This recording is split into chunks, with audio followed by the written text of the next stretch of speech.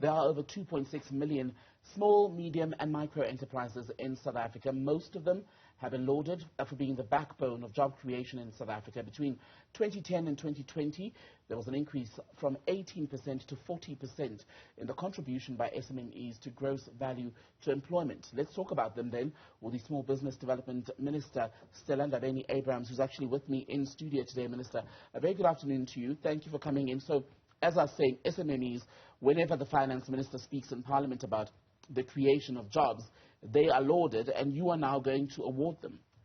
Yes, Tembegile, and greetings to the viewers wherever they are at.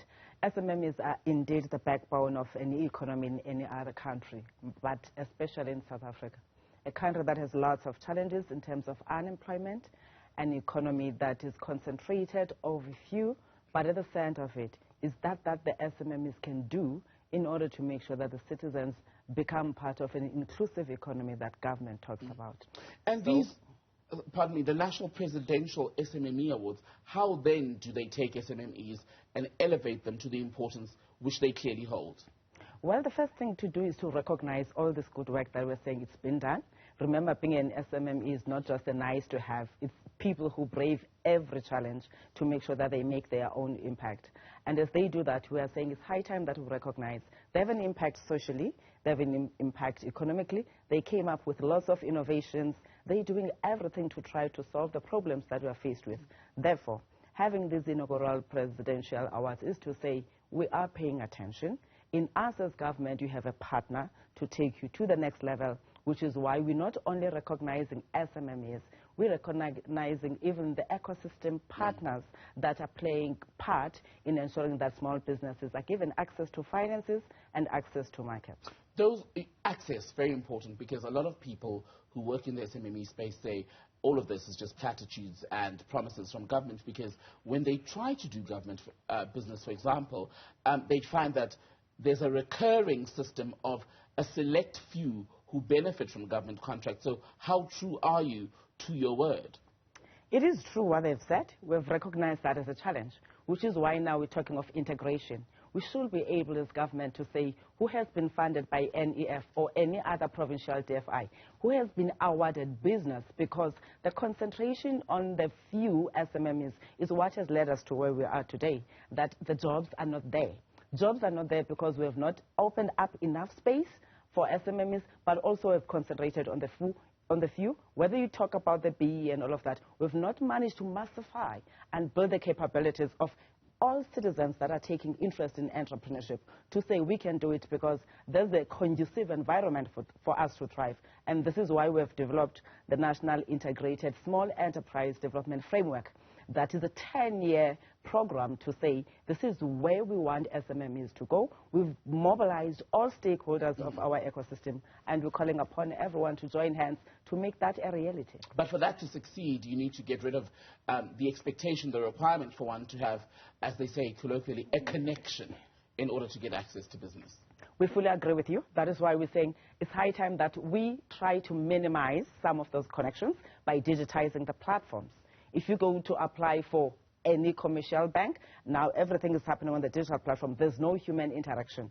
So we're also trying to minimize that human interaction where we can, but of course where we have to bring a hybrid model, we're able to do that. But we're calling upon all entrepreneurs or anyone who has been chanced by anyone to say, give us 10% for us to process your application. They must come to the fore.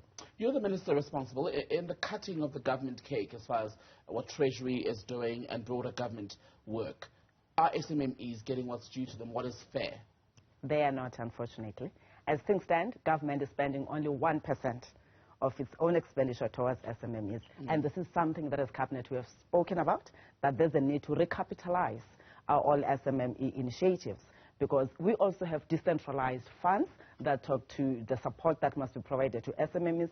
We're saying the funds can be decentralized, but let there be a clear agenda to say this entity will provide this role, and therefore they will go there for the funding. But at the center of it is government ensuring that we bring everyone on board, which again finds expression in the nested plan that I spoke about, to say we have the BBB Act, there's ESD component, about 32 billion rands estimated to be in those funds. But the issue is access to those funds, because there's stringent methods that are really excluding small businesses. And we're having that dialogue to say, how do we do away with all these red tapes that are really excluding SMMEs? And once that is done, we are certain that things are going to change and improve. They complain also, some of the SMMEs, that often when we talk about funding, there's still a massive requirement for them to bring up surety, right? Which many of them, because they may be young or fresh out of varsity, do not have.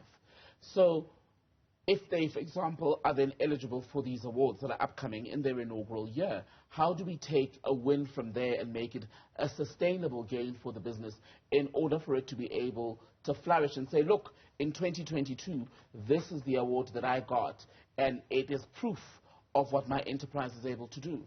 Well, the first thing, we've done away with all those surety requirements. We are recognizing that this is South Africa. You and me are not coming from privileged homes where you're going to have whatever support from parents. You start afresh after school. Therefore, you work for yourself. Now, for you as an entrepreneur to access funds, you must have a house and all of that. It's not a true African or South African reality. That's why we scraped it. So no entrepreneur who's applying for funds is required to produce that. But what we are saying, at least show us that there's evidence that this business will take off. I'm aware that we have not been funding ideas, which is what people have been complaining about. Now we're expanding the scopes in certain areas. If you look at the Youth Challenge Fund that we launched through CIFA, we said we fund from the ideation process until the prototyping, then you can go and grow your business. This is part of the business development support that we said it ought to be provided to all entrepreneurs. We can't punish people because they don't have, whilst they have a good spirit and a goodwill, including expertise at times, to make things change in South Africa. But all they need is a little push. We are there to push people. And what's important, Minister, is that what you are saying now becomes the front office experience, right? Because young people say when they go to seminars or they listen to you and I speak, it's great, the pitch is great, they feel optimistic, until they arrive at your offices and the experience is very different there, where either the staff is short with them or the staff does not seem fully aware of what needs to happen at a very basic level of assistance. We have experienced that. As I'm talking to you now, I'm 14 months in the department, and trust me, we launched products and we said in 3 months and 4 months, but up to date others have not had responses, and we have followed up. We have called upon all entrepreneurs that has experienced that. Tag us on Twitter, tag us on Facebook, on all the social media platforms, because we may not be able to go to our offices all the time. We're following up. We've engaged with the boards of our implementing agencies to say there's a need for us to make sure that we retrain our staff to understand that this is business that we are running.